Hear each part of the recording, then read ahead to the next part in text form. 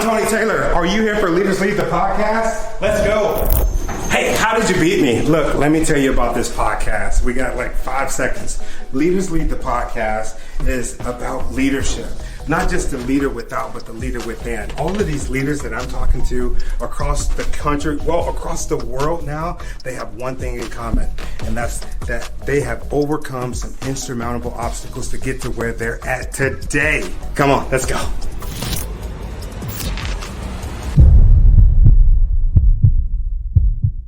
Hey, welcome to Leaders Lead the podcast. I am super excited. I know I say that every single episode. That's because we have amazing people. We have really amazing people that I get really excited about. And today is no exception. I'm excited because we have Mr. Anthony Flynn. He is the founder of Amazing CEO. He's been featured in Fortune 500 companies. He's did a TEDx, which I saw. I think it was really amazing. He spoke for Harvard University, the University of Memphis. When I first heard about Anthony Flynn, I was watching a video. And what I was doing was, you know what? I'm going to bring him in and I'm going to tell him when I first heard about him. So, man, I want to tell you thank you for doing this, man. I really appreciate you taking the time and effort, man. You're in your car, dude. I feel really special. For the folks that's listening, y'all are in for a treat. I've been listening to this guy for quite a while. I wanted to save this for when we went live, man. When I first jumped into the speaking game, I heard you speak. And I'm like, man, who is this brother that is so freaking eloquent, right? I heard you speak. And then I kind of like took a deep dive into your work, man. I saw a couple of your videos. I saw your TED Talk, and I was just really intrigued by you. And then, right? And then I heard E.T. talking about execution, talking about some of the things that he was doing. Him and his crew was running really hard until they linked up with you as a coach. And then I'm like, Anthony Flynn, where does that name come from? And I'm like, once I saw you, I'm like, that's the brother that I was taking notes of as far as speech pattern and stuff like that. So this is a full circle moment for me, man. I wanted to tell you, dude, thank you for your leadership, bro. You were leading me without even knowing what you're doing, dude. So I wanted to tell you, thank you. And welcome to Leaders Lead the podcast, brother. I really appreciate it. Well, man, let me just say, man, I'm humbled, and I mean that. I'm not just saying that. You know, I'm humbled and honored to be able to be here with you, man. And I'm just grateful that, you know, God allowed our paths to cross. And, you know, it's amazing how our personal stories, even the adversity that comes with them, how they line up to make an impact on the lives of so many others. And so, again, man, I'm grateful that God brought us together, and it's an honor to be here with you and share this stage and share this platform. Oh, thank you, man. Thank you. It is received, brother. It is received. Yeah, dude, we do have some commonalities. I was doing a little bit of research, just kind of man crushing on you, man. And because another reason was, I think it was your execution, right? The execution that you talked about, the structure and just being disciplined. That's something that I lacked for a very long time until I started really figuring out my why and my purpose, and not necessarily what I was doing it for, but who I was doing it for. How did that come into fruition for you as far as you being disciplined? Have you always been this disciplined? Yeah, you know, it's interesting. I do have to give props to my stepfather, who eventually came into my life. So I think it was the perfect storm of pain and him pushing. So he was a Marine, right. And he came into my life at an opportune moment when my mom and me had just, frankly, we had moved. We had followed my dad. They were teenagers, my mom and dad, when they had me. They had me before their senior year of high school. So they were 17, right? They were 16 when they got pregnant with me, 17. They had just turned 17, and then they had me. And so they didn't make it. And I still remember the moment of my dad putting us on a Greyhound bus. We left Peoria, Illinois to head back to Memphis, and we didn't know where we were going to live. And so my stepfather, the guy who eventually became my stepfather several years later, he picked us up from the bus station, and him and my mom, hung out, if you will, for a few years, and then they eventually got married. And but so the pain that I was in, coupled with him having that military background, that was a perfect storm for me, right? Because I was looking for a way to rid myself of that pain, and so he brought a level of discipline. In full transparency, it wasn't always healthy. I mean, I had a lot of childhood trauma, some emotional scars, some war wounds from that. Man, I was bedwetting until I was probably in fifth grade, just from all the trauma and everything going on, man. And so, so again, the good, the bad, and the ugly of all of that really brought discipline, Tony, because it inspired me to want something different for my life. And so to your point, even as a younger kid, I knew I had to do something different in order to get different results from what I saw in my family and my peers. Wow, that's interesting, and that's why I love this show, because when I first started this show, I wanted to talk to leaders and talk about. I wanted to learn about leadership and how they were leading, but I started to notice this commonality amongst the great leaders, amongst the people, not just like leading at work and stuff like that, but the people that are leading just in life. Like I said, dude, I've been following you for a while, but the commonality that I noticed was those folks that were great, right? Those folks that were amazing, such as yourself, have this depth, this sense of empathy, this sense of love, this heart of servitude. Those folks, they came from pain. They came from having to overcome some obstacles. And I'm like, man, I almost want to change the name of the show to reflect that, because a lot of folks think that this is just about leadership, but it's about the stuff that just overcoming those odds, man. And I just I think about and stop me if you want to, because this ain't an interview, man. This is just us just talking. Yeah. Just a conversation, man. I think about the same thing. I didn't have my biological dad in my life. My stepfather came into our life. He died of cancer. I had another stepdad died of cancer. Both both amazing guys. And but I just remember being a kid and just saying, man, I would never. And my biological dad, he was still alive then. He since passed away. But I remember saying, man, that was my pain. And I'm like, man, when I grow up and be the best dad ever, I'm going to do this, I'm going to do that. And that's just like what I've always thought about. And I ended up having a kid at 17, right? And which is weird because it was on purpose. But then I went to the Marine Corps so that I could take care of my kid at 17, which is really crazy. But it sounds like we both had just these crazy paths. And I remember looking around and just being like, dang, man, I gotta do something different. I remember looking at our house that had bullet holes in the back, and I'm just like, I gotta do something different. Just like that moment. Did you have a moment like that where you're just like, man, this just can't be me. I gotta change. Man, honestly, numerous moments. So you saw my TED Talk, so you saw the duplex. You may or may not remember, but in it, I showed the image of this duplex that we lived in. So literally, when my stepfather picked us up from the bus station, we went back to a duplex. And again, I showed the image in that TED Talk, man. And it,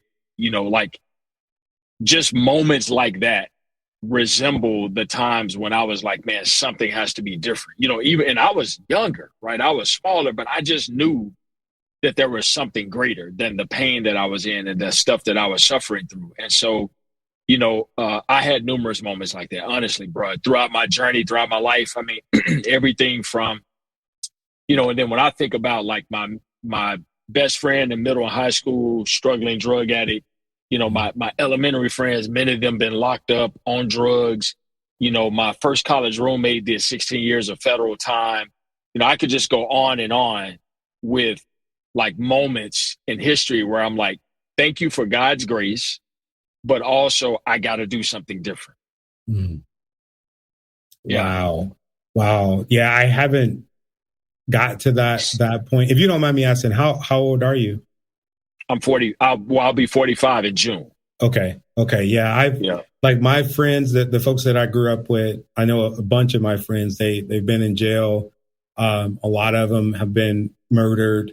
Yep. Only a couple. I haven't got to that point where I'm like where they're like on drugs and stuff like that. I think I was looking at the stats. Usually it's because I'm 38. We're really close. Well, we're kind of close in age. You know what I'm saying? And Yeah. I just think about that, and I think about some of the behaviors that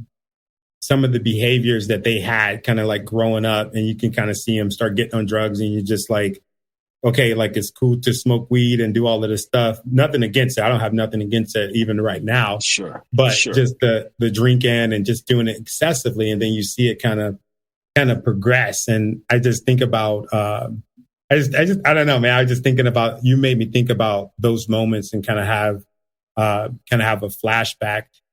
When you were able to get out of that, and you were able to kind of see beyond where you were at, did you have moments where you're like, man, where you felt like some kind of survivor's remorse or guilt? You know what, man? It's interesting, Tony. That's a great question. I don't know if I ever did, because here's what the interesting path God allowed me to take. So I spent all of my like elementary years like in the hood. I mean, I'm talking, like hood. And then what happened? I mean, like apartment communities, gang banging, crime infested, et cetera. Like, yeah, I mean, we saw drug syringes on the ground everywhere I stepped. It was that type of vibe. So what happened was my mom was a secretary for a guy who owned a home that he had paid off, and he was moving further east. He was an African American guy, and so what happened was he made it affordable for us to move into a transitional community. So the community was experiencing gentrification. People were moving out, and so when we moved into that community, it gave me just enough of a sense, because we were still being bused to this wealthy suburban school. So that side of me gave me just enough future or visioning that I could be like, ooh, okay, this is what I've been looking for. This is that way out. But at the same time, because the community was experiencing gentrification, there were still enough roots in the community, and then people starting to move in, that the hood in me stayed grounded. Does that make sense? So it wasn't a total shift away from, as much as it was a gradual shift away from for me. Does that make sense? And believe it or not, I like to say that actually helped me to stay grounded and to stay connected to my roots and my journey. And then what happened for me too is that well, you know what? I will actually, let me say this. I went on that whole spiel. Here was a point. Here was a point that you may agree was that moment where I struggled with that. And that is, when I was 24 years old, I was sitting in one of my cardiologist's office, because I had a 4-state responsibility. I was, in a role with 3M Pharmaceuticals, and company car, suited and booted, unlimited expense account, all the bells and whistles. And I had an epiphany that I needed to go back and contribute to my hood. So to that end, I did walk away from the millions of dollars that corporate America was promising, in order to go back to the same hood where my mom still lives to this day, in the same house that we moved into. My mom is still there. And I went back that's where we planted our church. So, wow. So I will say, now that I'm processing it out loud, that was that moment of survivor's remorse, if you will, or success remorse. But again, man, but I still want to say that, as I think about it, I didn't go back because I felt guilty. I went back because it felt purposeful, and I see a difference. I do see a bit of a difference. Does that make sense? No, it makes a lot of sense. You even got me thinking. I just thought about when I got out of the Marine Corps, I went back home, because I'm from Gary, Indiana. And have you ever been to Gary? I haven't been. Yeah. It's pretty rough. It used to be a beautiful place. My family still live there. Luckily, they don't live in some of the worst places or even bad places. I mean, they're doing really good. Let me say that again, because I know they listen to the podcast. They're doing really good. They are, I mean, I got, some family members, millions of dollars, and they're making the money. They're pretty successful. All of my aunts pretty much got degrees. But I remember going back home after I got out of the Marine Corps and just saying, man, I just can't do it. I didn't have the discipline. I was probably about 21, 22 when I got out. And then I got back in. I went back in, and then I started working for the Department of Defense. And then I went back home. This is 3 years ago after meeting my wife and being with her for about 10 years. And I decided to come back to Washington, because it was almost like I didn't feel the certain drive that I once had, and my family wasn't necessarily happy. I'm one of those people, I can go and be wherever, but I was just kind of down because they weren't there. But I wanted to be there because I had this wild idea that I was going to run for mayor and I was going to try to change up everything. But I don't know, I kind of went on this journey where I'm like, man, I can't change that place if I don't change myself too. So, and what you said just made me think about it as far as, maybe starting a business, planting a church or some non-for-profit that would go to benefit that. So I appreciate you for sharing that story, man. So you and I, we have another commonality as far as resigning from corporate. I quit my job 3 years, almost 3 years ago. I called my wife and dude, I was just sobbing, bro. I was making the most money that I had ever made in my life, which is still the most money I have. Since I became an entrepreneur, I haven't even made that yet. You know what I'm saying? Like, making over six figures. But, and even in a business, you make 30 grand in 1 year starting off. You're like, yay. But But I called my wife, man, sobbing because I was miserable. I knew that I wasn't like living my purpose and I wasn't, supposed to be there. And she just told me to come on home. That moment that you resigned from your job, because it sounded like you had it really good too. And you being a Black male, me being a Black male, I know how hard it is to get to that spot. Did you feel like, did that make it even harder? And what was kind of going on in your mind when you went through that? Harder in what sense? Like, as far as the ladder that you had to climb, because I know it wasn't easy. I know you went to college and you had to like scrap and fight to get to that position. Sure. So no, well, let me say the transition wasn't hard, because what was harder was staying, right? I mean, the pain of staying outweighed the pain of leaving.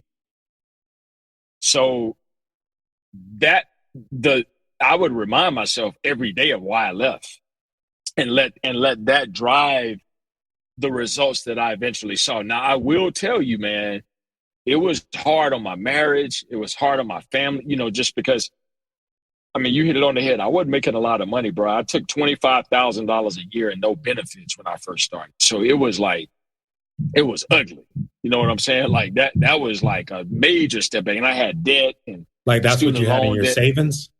The 25K, like that's what you had in your savings when you started out? No. I had practically no savings because I'm saying like we had just, I was getting married and everything. And my wife, what happened was I took $25,000 a year of a job. I'm saying. Okay.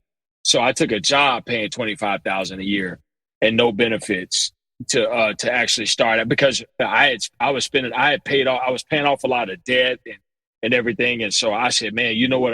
If I'm going to make this pivot, now is the time to pivot. So when we planted that church, I got a grant, and that grant that the church got was what paid my salary, which was $25,000 a year. Beautiful. Yeah. Yep. And so yeah, man. So, but I never looked back. In fact, there was a point in perspective, Tony, as I was building that ministry, and then I started a community development corporation. There was a point where I had like a team of seven, like four full time, three part time, and everybody on my team was earning more money than me, literally. Mm. And they worked for me. They And they worked for work me. for you. But let me point this out. This is the power of But what I saw, I said, I got to bring the right people around me. They were older, more mature, and in some cases had more education.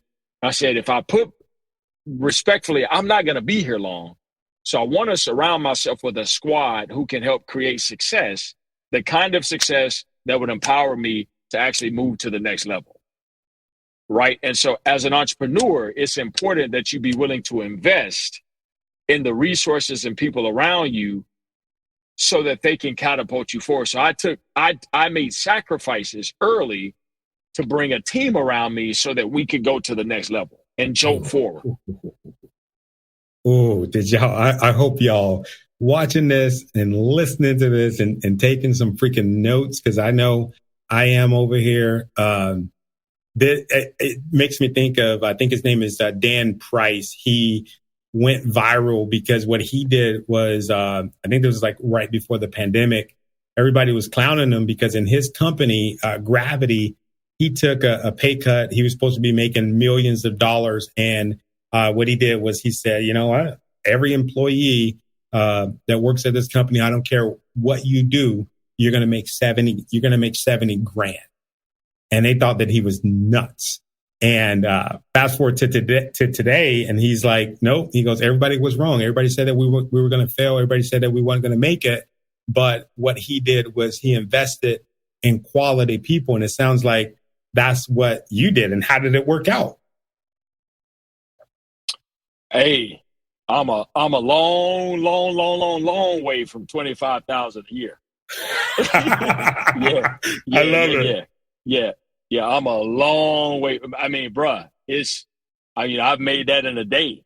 You know, like obviously, I'm saying like there's been several days where I've made $25,000 in a day. So I'm blessed. Yeah. So I'll just say I'm tremendously blessed. Wow, and it sounds like it's because of your faith, your fortitude, your leadership. Because I think that takes that takes a leader to be able to say, you know, I'm gonna find the right person, and not only am I going to find the right person, but I'm going to pay them the right. There's a lot of people that are starting businesses up and they want to piecemeal stuff, virtual assistants from freaking 7 different countries over to do everything. Nothing against that, and nothing against, you know, the people that do that, but a lot of times they don't find the right person. So, man, kudos to you for investing in us, folks. Kudos to you for wanting to build an amazing product and an amazing CEO. Can you tell the audience a little bit about what you do over at Amazing CEO? I love the name, by the way. Yeah. So we are consulting. We're a boutique, coaching and consulting agency where our mission formally is to increase productivity, profitability, and sustainability for CEOs and key executives. And so we do that, clients range from startup entrepreneurs to Fortune 100 companies, so pretty cool work, man. We're doing some amazing stuff. No, or should I say pun intended, and we're tremendously blessed, man. God has been blessing the work of our hands. Like I said, man, it's amazing. The types of contracts I'm signing these days, the clients that I'm able to work with. I still remember when I officially decided to name and launch Amazing CEO. We're talking just 4.5 years ago, and the very first client that ever paid me, I started for free. The first client that paid me $50. And now I make we're blessed. I'll just say we're yeah. I'll just say we ain't hurting. We eating what we want to eat and flying how we want to fly and driving what we want to drive, and we're blessed, man. We live where we want to live. So it's a tremendous blessing to see God just man, moved and I say quickly because obviously 4.5 years, man, it's just been amazing to see God move so swiftly. There are a lot of people who are 10 years, 15 years in the game, and they haven't seen the kind of success we've seen. So Wow. What are some of the if you can share some of the major hurdles that you had to face since you became an entrepreneur? well, again, you mentioned it.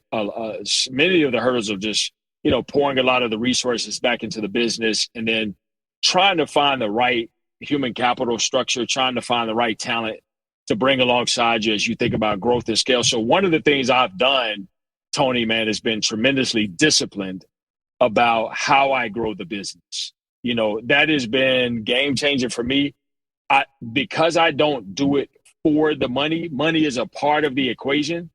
But honestly, there have been moments where I could have scaled faster. I could have taken on larger contracts. I could have put candidly, I'm about to sign in terms of single work, about the biggest contract I've ever signed so far, just for me doing a single relationship. And we're talking hundreds of thousands of dollars, coming in just and we're talking for a 6-month relationship we're talking 3 to 4 hours a week of my time. And it'll be, some people, it's very lucrative. I'll say that, very lucrative when you think about the amount of time that I'm actually putting in. And then I have another multi-million-dollar contract on the table with several of my business partners and my colleagues involved. And, man, there are other deals out there like those that I could have jumped on, but I've chosen to really be disciplined about how I grow this thing. And I'm saying that to say a lot of entrepreneurs would see the money and go, boom, let me pounce on it. And they literally grow themselves to death. Right. And so you can grow to death if you're not careful. And so I've just been very disciplined about making sure I didn't do that. Wow. I like that the grow to death. And that makes me think about this podcast, man. We've had some folks reach out and, they want to sponsor. And I'm just like, man, I'm sorry. That just what y'all doing don't align with our values. We've said it several times. And some people think I'm crazy when I say that. You just gave me confirmation and inspiration for us to keep going, because it sounds like not a good thing to grow to death. So that's freaking crazy, man. I know. Absolutely. I know that you got to go. We've been going for 30 minutes. I know you got to get to bed. But first, before you go, I want to ask you about that routine that you have. Is what time is it where you're at? What was that again? You said what time is what? What time is it where you're at? Oh, I'm on Central Time right now, so it's 7:30. Okay. Wow. Okay. So you're going to bed early because you wake up early. Can you tell us a little bit about about that routine that you have? I'm noticing that's another commonality, and I'm thinking about making a switch. And I've actually talked to some of our listeners, and we've had a couple discussions back and forth through the DMs about going to sleep early and stuff like that. What going to sleep early, waking up early, how has that changed your focus and how you maneuver throughout your day? Yeah, man. So if you really think about it, so I'm up, I average, between 3 and 4 every morning. So you could just round that and say 3:30 a.m. Very, very consistent. And if you think about it, I'm up at 3:30. Most people get to the office at, 8:30 a.m. Right. So I've already had 5 hours of time that I've been up and moving and shaking and doing my thing, whether that's a workout on my workout mornings or, whether I've been working for 2 or 3 hours before everybody else gets moving. Man, it's just super productivity. And so what happens is you have far fewer distractions when you get up in the morning. My wife's not up. My son's away at college. So but my wife's not up yet. My daughter's not up yet. Even just the commute, we live in Houston, Texas, or just south, immediately south of the city. We're the closest suburb to the heart of downtown in Houston. And I mean, man, bruh, like the traffic is radically different in the morning when I get out on the roads, 4:30 a.m., headed to the office versus when I'm coming home in the afternoons, even at 3:00, man, you're talking about, a 30-minute ride to my office in the morning. The mornings I'm going to my office, but an hour ride home. Wow. And that's at 3:00, 3:30 in the, so you lose, some people lose an extra hour a day just because of the time they go to office and leave the office.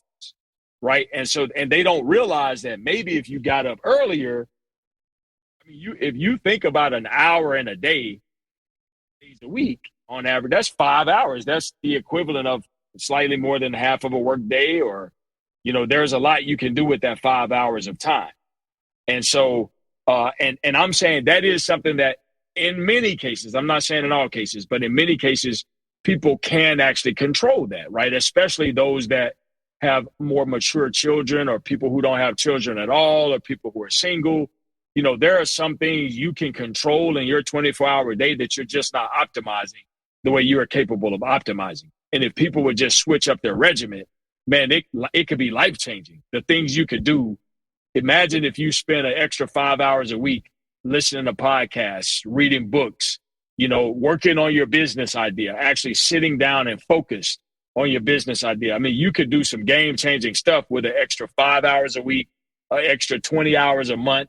On average, I mean, if you just do the math on that, man, that is insane. We're talking 5 hours and 52 weeks in a year. We're talking more than 250, 260 hours in a year. I mean, that's a lot of 260 hours of extra time in a year just off commuting, right? If you really just think about it, you can do a lot with 260 hours in a year.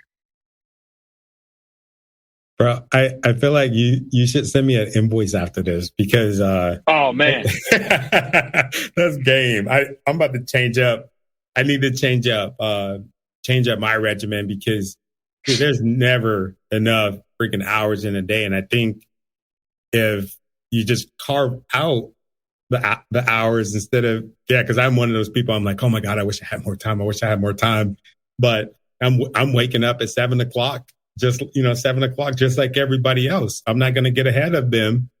The listeners, You're not going to get ahead of them or even be in the race with them if you don't beat them. Oh, I mean, and I'll share this real quick. So I mean, it's not. I say it's not about time. It's about energy. I hear a lot of people say, man, if I just had more time in the day, and it's like, nah, because time is the great equalizer. Literally, that's one thing that we literally have equally in common with everybody else. I mean, rarely, there's most things we don't have in common per se, right, with everyone else. But when you think about commodities, some people have more access to commodities than others, more commodities than others. Time is one of those commodities that is exactly the same for each and every one of us. The key is how we're using our energy during that time, during those time windows. So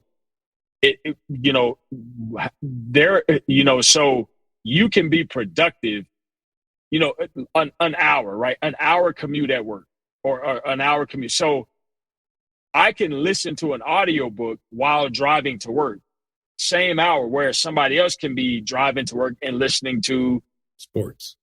Whatever. Exactly. And so my point is, if I have an hour commute to and from each day, bro, I could get 10 podcasts in, if I wanted to in a 10-hour week, an hour podcast, you could get 10 podcasts in a week.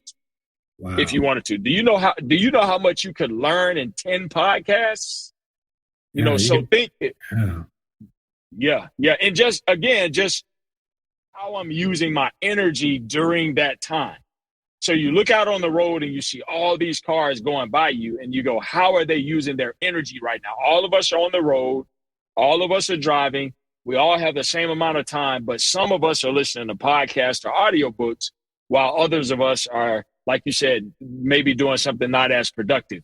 And you can apply that to other aspects of your life where time and the clock is ticking and you're available to actually do things more efficiently or do things more proficiently or do things more productively. And a lot of people aren't being as productive as they're capable with their energy. So I'll kind of end with this. Most of us have emotional go-tos. So we're doing what we want to do versus what we ought to do. Mm-hmm. Or we're doing what we feel like doing versus what we ought to be doing. And that's the difference, is that I'm very intentional about going, what ought I be doing right now? Not what do I feel like doing or what, what ought I be doing right now? What is critical for me to do with my time right now? And that is a major differentiator, is that being able to, one, make that decision logically, but then two, empower your emotions to follow that logical decision. Wow. Yeah. Wow. Dude, my mind is like blown. So are these the same type of principles that, because I think I saw a video where, well, I know I did. And I think, why do I always say I think?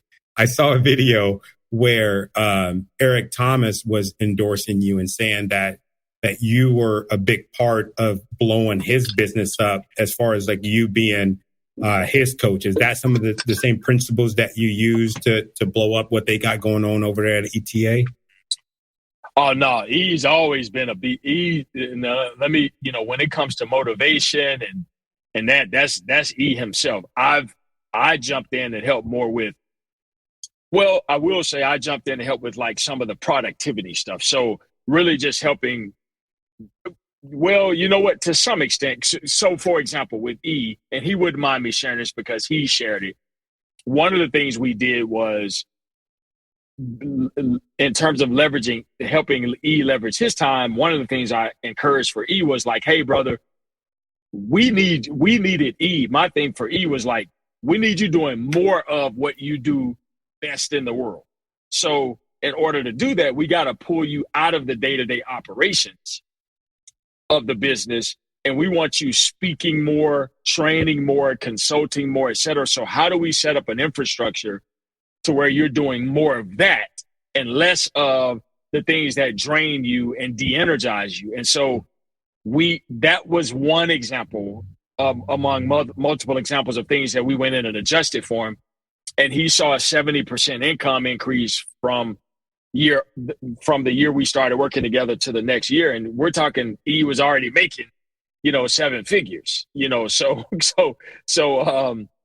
yeah. So, I mean, that was, that's an example of how same amount of time in a day, but here's a nuance, some adjustments that we can make that will actually help soar, help you soar. So for him to see a 70% income increase and actually, frankly, do less work, so we actually we had him doing far less work, in fact, than what he was doing, previously. And so E was like, hey, man, I want to spend more time with my wife.